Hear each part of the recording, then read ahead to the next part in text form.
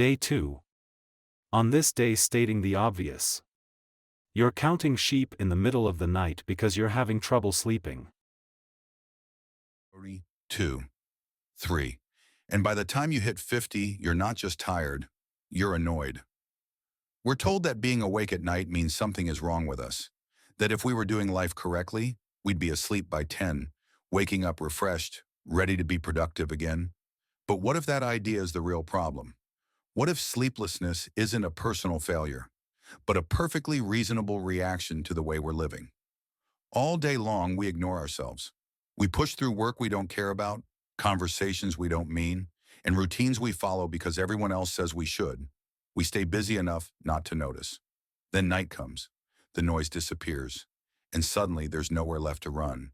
That's when the thoughts show up, the ones you mute during the day, the questions you keep postponing, the quiet realization that something about your life doesn't sit right, even if you can't explain why. So you count sheep, not because it works, but because it's easier than asking uncomfortable questions at 3 a.m.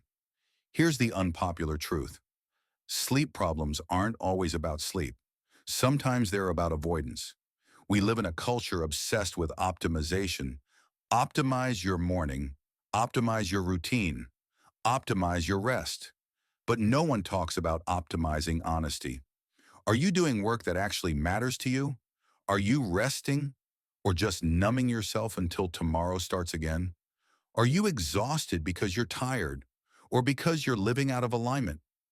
We treat rest like a reward for being busy enough, but real rest doesn't come from exhaustion. It comes from resolution, and you don't get resolution by forcing your eyes shut. Of course, sleep is important, and chronic issues deserve attention. But not every sleepless night needs to be silenced, medicated, or hacked away. Some nights are your mind refusing to lie to you.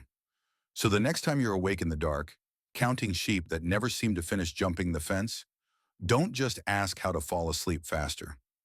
Ask why your mind doesn't feel safe enough to rest.